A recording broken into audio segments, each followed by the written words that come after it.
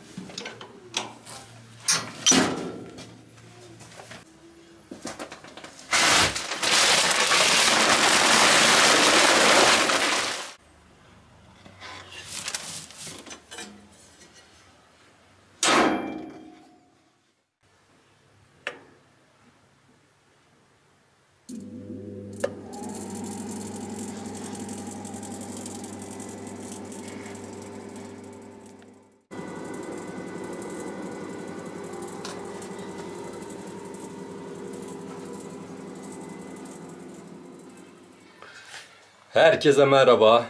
Hoş geldiniz yeni videomuza. İyisinizdir inşallah. Sağlığınız, saatiniz yerindedir. Biz gayet iyiyiz. Allah'a şükür. Çalışmaya, didinmeye, mücadeleye, hayallerimizin peşinden koşmaya devam ediyoruz. Bugün epeydir sobamızı kullanıyoruz havaların soğumasıyla beraber.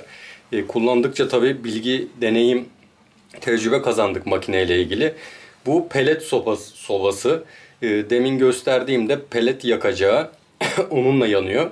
Eski videolarımızdan hatırlarsınız. Öndemak firması bizi bu sobayla buluşturmuştu. Kendilerine buradan teşekkür ediyoruz. Size pelet sobasıyla ilgili bilgi vermek istiyorum.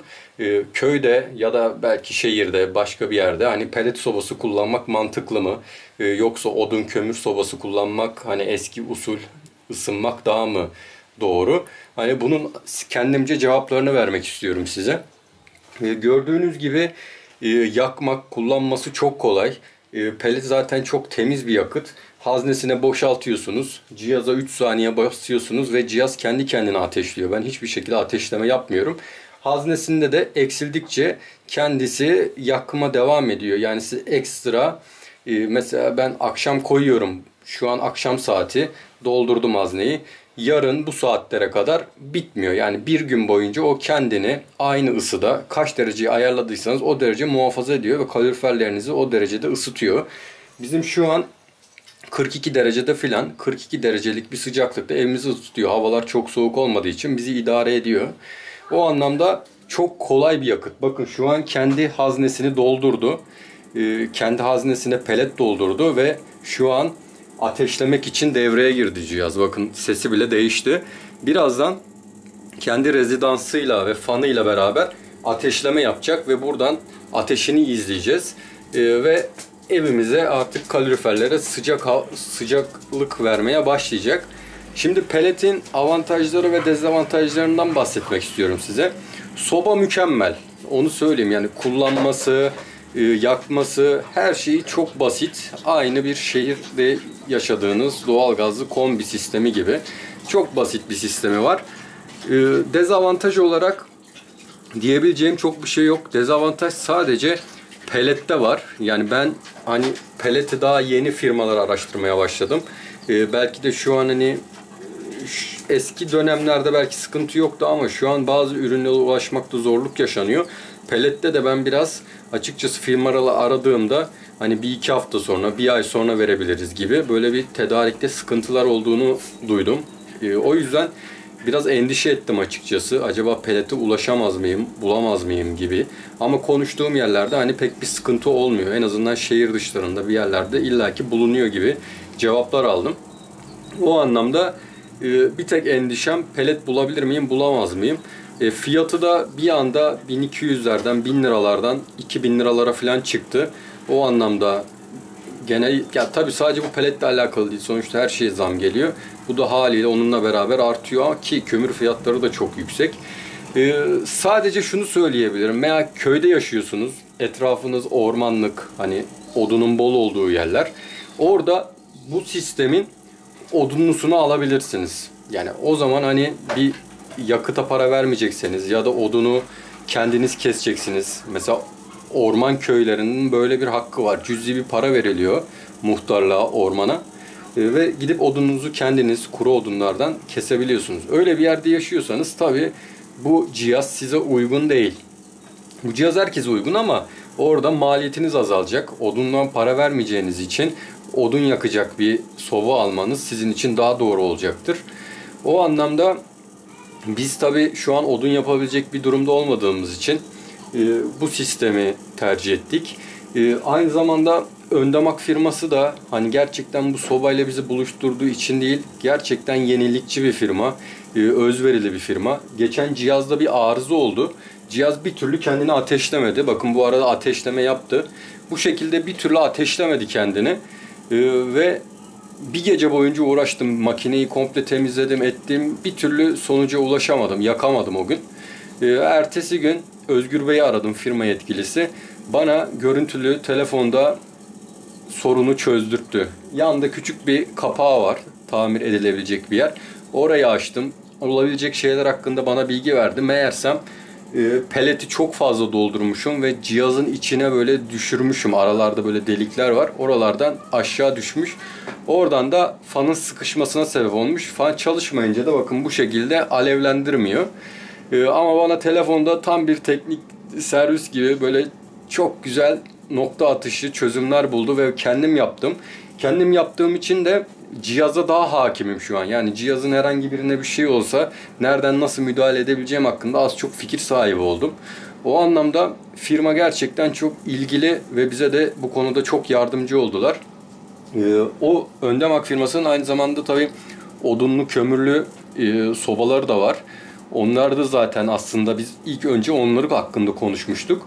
Ama daha sonra bizim yaşantımıza, bu evimize bunun daha uygun olacağını karar verdik. Ve pelet sobasını tercih ettik. Bakın size videonun başında gösterdim. Dökülen külün döküldüğü tabloyu çıkardım. O 3 günlük filan kül. Yani 2-3 günlük kül. Yani bir avuç kadar kül döküyor. Hiçbir böyle pislik şeyde bir derdi yok. Yani çok temiz bir yakıt gerçekten. Sadece yakacağınız zaman açıyorsunuz. Orada bir kol var. Onu aşağı geri yaptığınızda baca temizliğini yapıyor. Ufak tefek temizlik yapacağınız şeyler var. Bunlar da kolu çek, kapat, indir, kaldır şeklinde çok basit şeyler. O anlamda eğer böyle ısınmayla ilgili yeni bir sistem kuracaksanız özellikle köy evinize kesinlikle pelet sobasını tavsiye ederim. Eve kalorifer yaptıracaksanız yerden ısıtmayı da tavsiye edebilirim. Hani biz onu o zaman maliyetli olacak diye yaptırmadık ama kalorifer tesisatıyla falan hemen hemen aynı şeylere geliyor. Hani yerden ısıtma da düşünebilirsiniz eğer böyle bir niyetiniz varsa. Ya bunlar önemli konular. Mesela ev yaptıracaksanız kesinlikle kalorifer tesisatınızı yaptırın. Yani evin içinden gitmesin borular. Hani daha sonra yaptırırız. Şimdilik soba yakalım gibi düşüncelere kapılmayın. Yani daha sonra evi kırıp dökeceğiniz şeyleri ilk başta yaptırın. Yani bu gerçekten önemli. Çünkü bir daha evin kırıp dökülmesi, eşyalar geldiği zaman tamir, tadilat yapılması çok sıkıntılı. O yüzden tesisata çok önem verin. Kaloriferleri şimdi taktırmayacaksanız bile en azından tesisatınızı hazır bulundurun. Yani tesisat ev yapılırken, kırılırken içi tesisat döşensin ki en azından boruları gözünüzün önünde olmamış olur ileride. O anlamda bunlara dikkat etmenizi tavsiye ediyorum.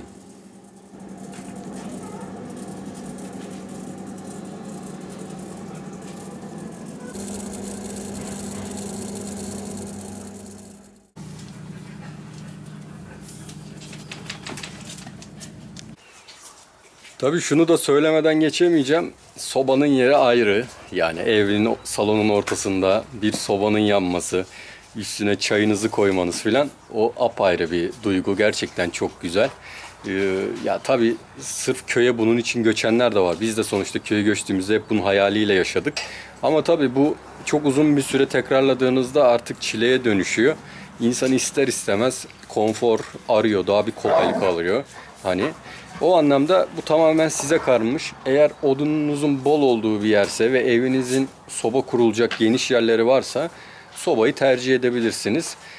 Onun haricinde ben daha rahat edeyim. Hani odun taşımak, odun kesmek, odunu oradan oraya götürüp sobaya atmak beni zorlayacak diyorsanız pelet sobası çok iyi bir tercih ki bu pelet sobasının eve kurulan soba şeklinde tipleri de var.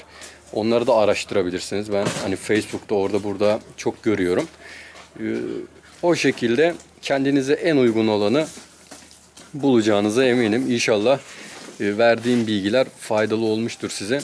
Çünkü bunları insan yaşadıkça tecrübe ediyor. Başta bazen böyle heyecana kapılıyorsunuz falan ama insan yaşadıkça ah keşke şöyle yapsaydım, keşke şunu tercih etseydim diyorsunuz ve sonra dönmesi çok zor oluyor o fikirden. Biz karşımıza bu çıktı. İyi ki de çıkmış. İnşallah pelet yakıtını bulmakta sıkıntı yaşamayacağız bakalım. Araştırıyorum. Zaten onları da size bilgi olarak hep paylaşacağım. Benim de diyorum. Seni çekiyorum. Tamam. Boya mı yapıyorsun? Evet. Boya da biliyorum. Ama hatta diyeceğim. Boya da biliyorum. Bak bak boya yapayım. Benim de diyorum. Seni çekiyorum. Neyi? Seni çekiyorum tabii. Sen bu suyun içine neler attın böyle? Anahtar. Ne? Anahtar attım. Anahtar mı attın? Evet. Neyin anahtarını? Dabutçini attım. He? Evin anahtarını attım oraya. Evin anahtarını attın. Evet. İnşallah öyle bir şey yapmamışsındır hatta. Kandırıyorsun değil mi beni? Evet. Atmadın değil mi? Attım. Attın mı? Evet. Ben de seni suya atacağım şimdi. Ben de deniyi uyattım. Sen de beni suya atacaksın ha? Evet. Attın mı anahtarı atmadın mı? Anahtar attım. Lan sen nasıl atarsın oğlum anahtarı? Bak seni ne yaparım biliyor musun? Ben de seni suya atayım da görsen. Ben de deni atayım ya. Ha, sen de beni suya atacaksın ha? Evet. Oğlum senin var bak ne yapalım biliyor musun? Bak benim canımı sık. Benim canımı sıkma bak. Benim canımı sık. Evet. Evet motorumuzu da önceki videomuzda bindik. Gerçekten çok heyecanlı ve çok güzel bir duygu. Ama göründüğü kadar kolay değil. Yani o sepet gerçekten sepetle sürmek, o direksiyon hakimiyetini sağlamak falan öyle kolay değil. İster istemez bir tarafa çekiyor sizi. Ama zamanla öğreneceğim. Ben bir tek ehliyeti alırken kursa gitmiştim. O da belki 10 seneyi falan geçmiştir. O zamandan beri hiç motora böyle elimi ayağımı sürmüşlüğüm yok. O yüzden hani böyle çok hatırlamıyorum. Ama şimdi burada Abdullah abi sağ olsun bana böyle ders niteliğinde çok güzel bilgiler veriyor. Şimdi havalar yağmurlu olduğu için balkonun altına koyduk. Burada da böyle yani binmesem bile burada o kadar güzel gözüküyor ki yani insanı mutlu ediyor. Hani basıp böyle çalıştırıp arada sesini dinleyesim geliyor. Yani hayat yani bazı heveslerden ibaret bilmiyorum ama ne bileyim hep hayal ettiğim bir şeydi. İmkanım oldu ve aldım. Ya ben bazı şeyleri de alırken sadece hevesten ibaret almıyorum. Biraz da yatırım mantığıyla bakıyorum hayatta birçok şeylere. Bunu bir fırsat olarak gördüm ben. Aldım. Bundan belki seneler sonra aldığım fiyatın çok üstüne verebilirim. Bu motoru da onu da paylaşayım hadi ben sizlerle. Motoru kaç liraya aldığımı soruyorsunuz. Bu motor 77 model. Rus motoru. Bu 2. Dünya Savaşı sıralarında galiba emin değilim. Yani savaş zamanlarında Rusların yaptığı, savaşta kullanmak için yaptığı bir motor. Çok güçlü. Zaten köylülerin çoğu da bu motorun yenilerini kullanıyor. Bunun kırmızıları var. Çok görürsünüz köylerde.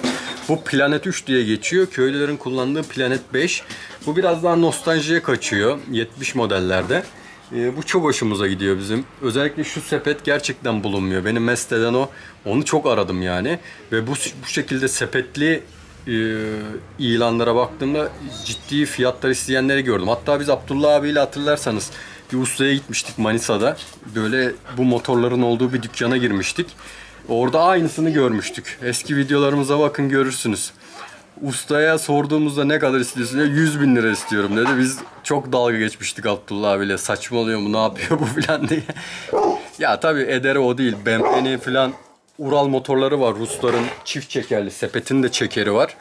Mesela onları bile internette giren 50-60'a satılıyor yani. 100 bin lira çok afaki bir rakam. Bu motoru ben 15 bin liraya aldım. Burak arkadaşımız bana fiyatta oldukça yardımcı oldu. Kendisine çok teşekkür ediyorum. 15 bin lira makul bir fiyata aldım. Olması gereken fiyata aldım. Tabii bunun üstünde de çok satanlar var ama satılıyor mu? Satılmıyor açıkçası.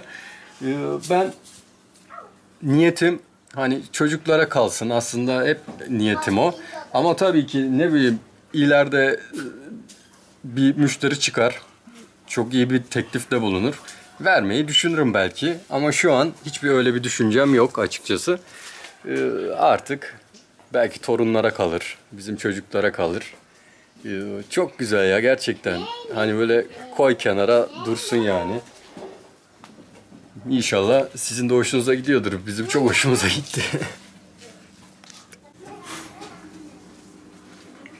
Bu arada plakayı değiştirdim. Çorum plakaydı. Şoförler odası hemen 5 dakikada veriyor 40 liraya. Eski plakayı götürüyorsunuz, 40 lira veriyorsunuz. Hemen size yeni plakayı veriyor. Kilometresini soranlar var. Burada 1 kilometre yazıyor ama bu tabi orijinal kilometresi değildir. Kim bilir kaç tur atmıştır yani. O anlamda hani eski bir motor olduğu için kilometresi çok da önemli değil. Ama Abdullah abi bu motorlardan çok iyi anlıyor. Çocukluğu hep bunlarda geçmiş. Motorunun işte frenlerinin, vitesinin iyi durumda olduğunu söyledi. Hatta çok iyi durumda olduğunu söyledi. Onunla dağ tepe taşlara çıktık. En ufak bir sıkıntı yok. Gayet güzel. Şimdi benim için tek önemli şey bu motora alışmak, pratik yapmak. Ne yaptım? Lan çarpacaklar. Gel buraya. Ne böyle?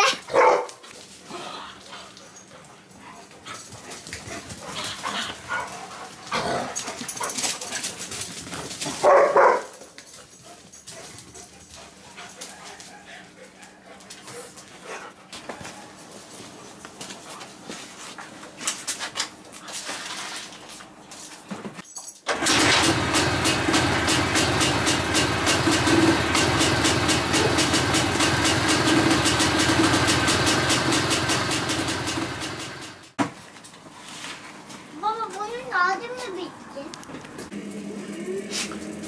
Evet bakın sobamız kendini ateşledi. Artık kaloriferlerimiz ısınmaya başladı. Sıcaklığını tamamen kendisi otomatik olarak ayarlayacak. Şu an sıcaklık kaça gelmiş? 41 dereceye gelmiş.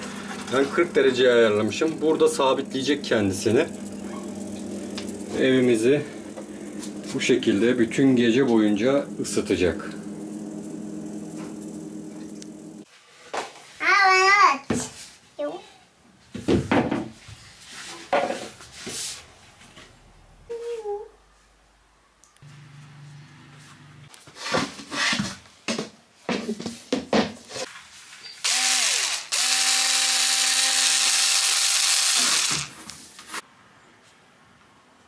Baba.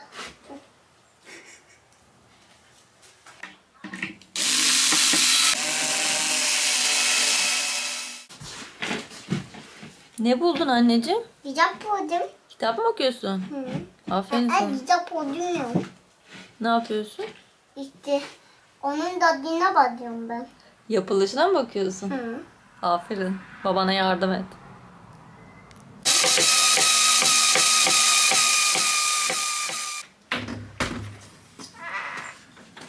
Küçük makineyle olmayacak. Yani zor olacak.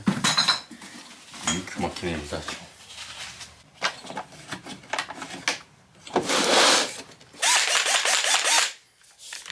Çok güzel. Beraber mi yapalım? Tamam. Hadi.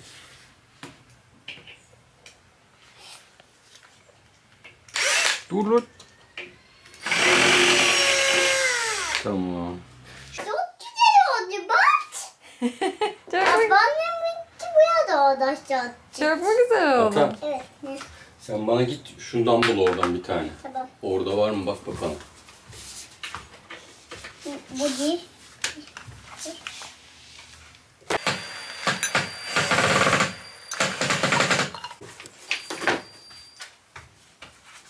Yok. Yok. Ya. Yok. Au! Gitti. Anne dendeni mi diyeceğim? Evet.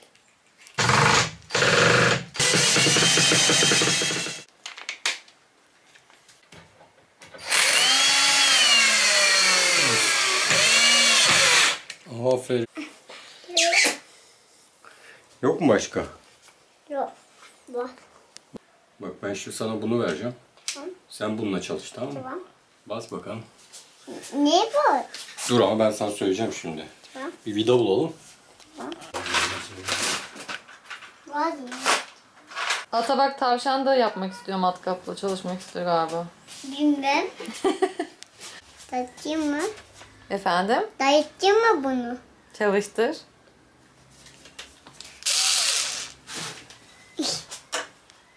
Yap Öyle bakalım. olmaz. Olur olur bas. Olmaz. Bas aşkım. Olmaz. Bas. Olmaz kaç. Olur olur bir bas bakalım dene bir. Dur ben sana yaptıracağım şimdi. Bas bas. Bak oldu. Olmaz ya.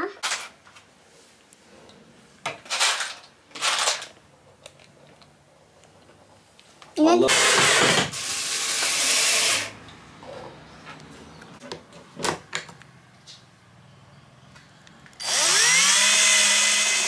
Çok zor.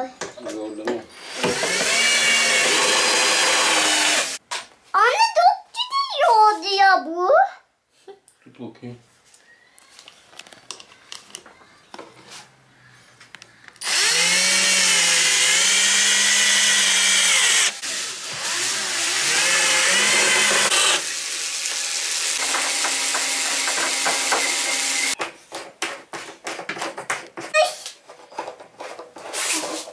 Nasılmış da?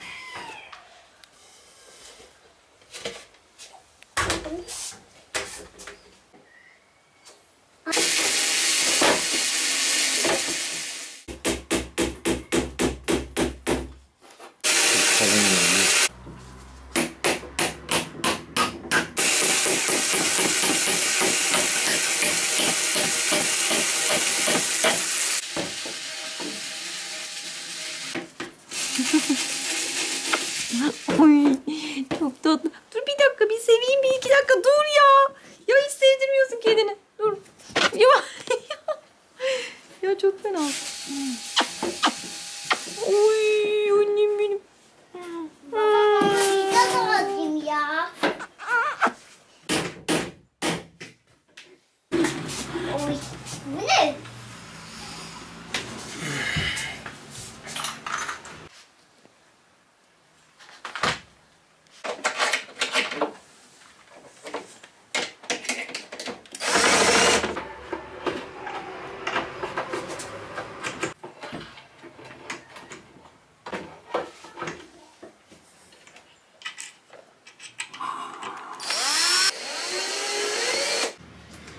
Evet gerçekten. Bunu nereden almıştın?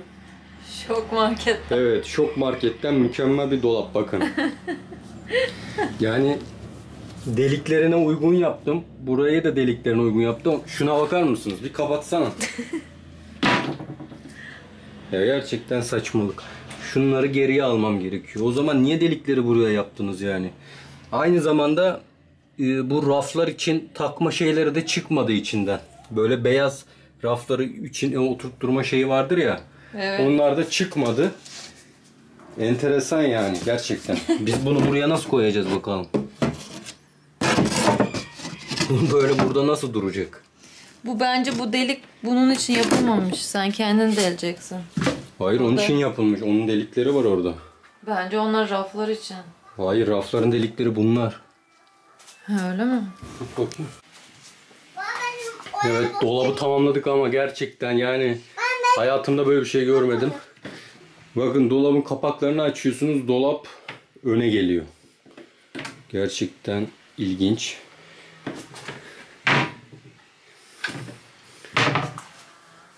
Dolabında burası ara, baksana. Şuraya bak. Arası açık kaldı. Aslında yani sıfırda yaptım ama niye böyle oldu ya? Neyse artık. Şimdi idareten kullanalım. Şimdi raflara nasıl koyacağız? Şuralara çivi atayım. Çivilerin üstünde dursun raflar bari. Şöyle vidalar attım. Şu şekilde durdu. Gel bakayım be. Bir gel bakayım. Gelmen lazım. Nasıl olmuş? Vallahi güzel oldu. En azından şuraları toparlayacak işte. İdare. Yoktan iyidir. Sana buraya güzel bir şey alacağım. Sabret. İdare edemem anne. İdare edemem. Sabret. Sabreden ermiş. Yok ben bir şey istemiyorum ki buraya. Sabreden derviş muradına ermiş. Eremeden gebermiş. Yok ben bir şey istemiyorum. Bu yeterli buraya. Daha artık ne alacağız? Onu oraya alacağına televizyon ünitesi al. Televizyon ünitesi lazım eve. Ne yapayım ben ayakkabılı? Ayakkabılara Yeter bana baksana. kafi de artık tamam ayakkabı fazlaya gerek yok artık. Giymediğini atacaksın. Az ve öz. Aynen öyle az eşya, az hayat, az basit yaşam yani. Ben öyle çok eşyayı sevmiyorum. Duvarların haline bak. Az eşya diyor, her yer eşya. Ya onlar bizden değil ki ya. Onları sevenlerimizden gelenler. Ne yapayım kıyamıyorum yani. Bende de böyle bir şey var. Birinden bir şey geldiği zaman hani köşeye atamıyorum. Sanki ona ayıp oluyormuş gibi böyle vicdan Ama yapıyorum. orada güzel köşe oldu. Hani hiçbiri bana ait değil. Hep böyle sevdiklerimizden gelen şeyler, hediyeler. Yani hepsini astım yani. Hiçbirini saklamadım. Buralara biraz doldurmam lazım. Şu televizyonun üstündekiler bile... Evet bakın yeni lambamız. Yeni abajurumuz. Bu arada bir abajur olarak bir sponsor haberin Yani- var mı senin ondan? Var. Ha iyi. Çünkü senin telefonunu vermiştim. Birisi bize sponsor olmak istedi. Lamba için. Abajurumuz için. Aynen orası sürekli boş diye kıyamamış. Ya bakın sineklerle mücadelemiz. Artık başka çare bulamadık. Gerçekten inanılmaz bir sinek şeyi var, saldırısı. Evet, çok kötü yani. Öyle böyle değil. Ya flüt dersi alıyorum. Flüt dersi alırken sürekli alnıma yapışıyor. Şimdi hocaya da bir şey diyemiyorsun. Bir dakika falan diye çünkü kısıtlı zaman. Ya o kadar sinir bozucu ki geçen ders böyle bana zulüm oldu yani. Flüt çalarken sürekli falan yapıyorum flüt falan. Ya söyle. Ama sen doyuramıyor. Koy hadi. Tatlı ya. Bu neydi doyuramıyor? Buna o da diyor. Buna atlıyor. Bunlar attık burada da attı. Bunda. Bu yımak mı? Koy onu da koy. Yımak mı? Au, yımıyor. Sığdı sığdı.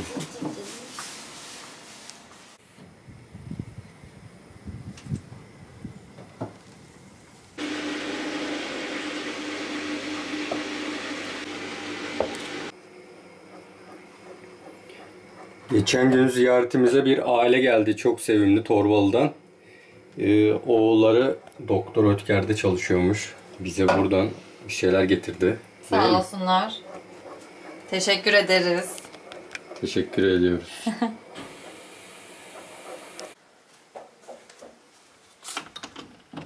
Ayakkabılığımızı yaptık. Balkonu da bir derledik, topladık.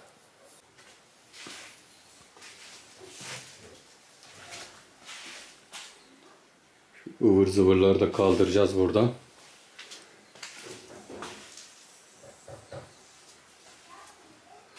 Hava birkaç gündür kapalı. Ne yağıyor ne şey oluyor. Bir bunaltı da var. Sıcaklık da var. Bir yağsaydı da şu sinekler bir yok olsaydı gerçekten çok sinir bozucu. Temizledikçe sinek doluyor. Ata ne yapıyorsun? İyi. Ne karıştırıyorsun orada? Yok bir de. O mamaları alıyorsan bak çok kızarım sana. Ne yapıyorsun orada? İyiyim. Gelip bakacağım bak şimdi. Deyip bakma. Niye ne yapıyorsun? İyiyim. Tamam iyisin de ne yapıyorsun? Yok bir de. Bak kandırıyorsun beni Ata. Yo, yava batıyorum ben. Orada bir şeylere vuruyorsun, bir şey yapıyorsun. Baba yok bir de. Göreceğiz bakalım var mı yok mu bir şey. Elinde yok bir de. Elinde yok da bakalım ne yaptın oralara. Kutuları aşağı mı attın? Benim yava batıyordu. Ama Miyav da zaten kendine yer bulmuş. Evet. Yani her şeyimize konuyorlar. Miyavda orada çekiyorum. Uy. Uy.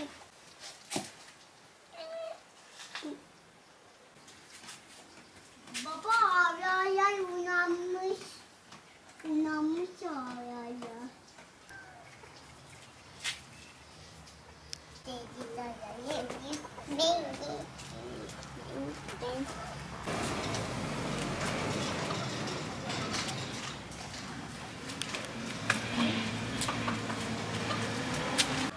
Baba ben. Yıka ellerini bakayım. Ellerini yıka. Nasıl yaptın bunu? Biraz sert değil mi? İyi. Açtın mı? Açtım yok. Aferin. Yıka ellerini.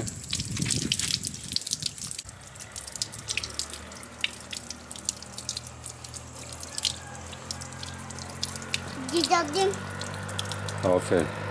Bak baba. Hatırlarsanız daha önceki videolarda şuraya bir hazır böyle bir betondan çeşmeler satılıyor. Benim yaptığım şekilde ondan alayım demiştim. Ama şimdi bu çeşme işinde tecrübe kazandım. O yüzden buraya da böyle ya çeşme olur ya bir şey olur. Buraya da böyle bir süs yapacağım. Aslında su borusu da tam buradan geçiyor. Yani direkt çeşme için de müsait aslında. Ama bahçe çok mu çeşme olur bilmiyorum. Ama buraya bir şey yapmak istiyorum yani. Ya da böyle süslü bir şeyler yapabilirim suyla ilgili.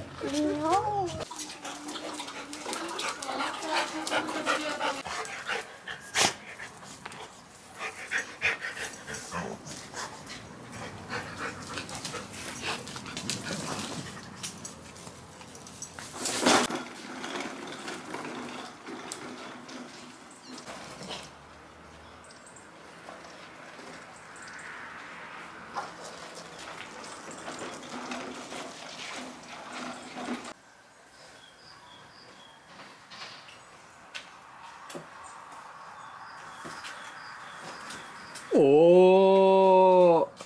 Kimler gelmiş, kimler gelmiş? Gel bakalım bir buraya, bir selam ver. Nasıldı okul? Güzeldi. Ne yaptınız bugün? Ders yaptık. Ne ders yaptın? Türkçe, okuma dersi, fen, sosyal. Matematik yok. Fende O ne, yer. Fende ne yaptınız? Deneyler falan yapıyorsunuz mu? Yapıyoruz. Mesela ne deneyi var aklında kalan? Şu maskeni çıkar. Şey var. Böyle bir sıvı var. Onu eline alıyorsun. Sıkıyorsun. Taş gibi oluyor. Mesela bırakıyorsun. Su gibi akıyor. Allah Allah, neymiş Onu o? yapabilirim. Yapsana bize. Tamam. Neyden Şimdi yapılıyor? malzemeleri var. 2 malzemeden. Bir normal su, bir de mısır nişastası. Hem su oluyor hem katı oluyor. İstediğin zaman çevirebiliyor musun? Zaten mesela eline alınca böyle bayağı sıkınca taş gibi oluyor. Normal elinde salınca su gibi akıyor. O nasıl bir şeymiş ya? Yaparım. Yap da görelim hadi. Tamam. İyisin değil mi? İyiyim. Hadi annen yemek hazırladı. Koş yemeğini ye.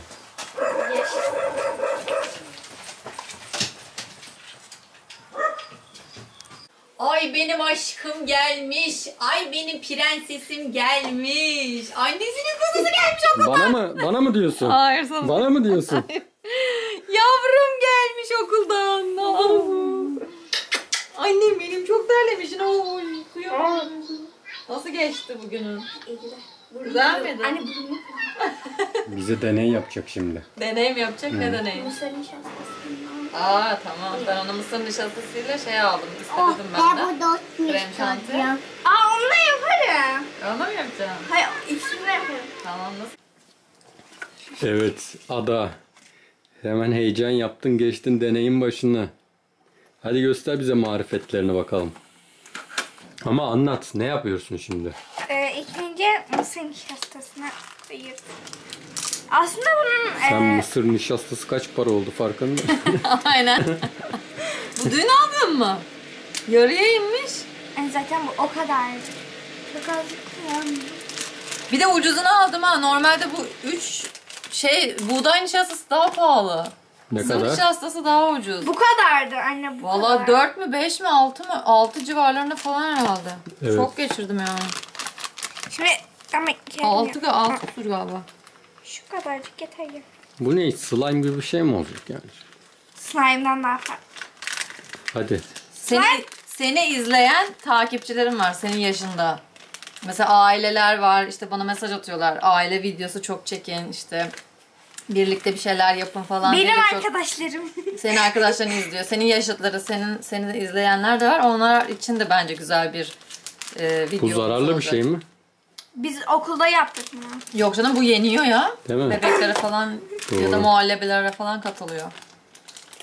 Anne şunu alayım. Evet Kıvam artırıcı. kattın sen şimdi bunu. Evet. Nişasta. Şimdi su mu katıyorsun? Evet. Bu kadar basit. Ne bu mu yani? Evet, bu kadar. Ne olacak şimdi? Bekle.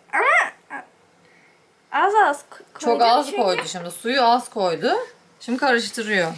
Karıştıracağım ama dur biraz daha. Ama eldivenle zor mu oldu? Yok. Neden az koyuyorsun? Onu da açıkla bence. Çünkü sıvı olabilir. He, akışkanlığı fazla olmasın diye. Zaten öyle olacak anne. Bir dakika. Bunu nereden öğrendin? Biz okulda yaptık bunu. Tuğba Hoca. Tuğba hocamıza da buradan kocaman sevgiler, saygılar, öpücükler. Ne güzel şeyler yapıyor öğretmenlerimiz, görüyorsunuz değil mi? İşte genç öğretmenler çok güzel oluyor bu konuda. Heyecanlılar. Çocuklarımıza çok güzel şeyler öğretiyorlar.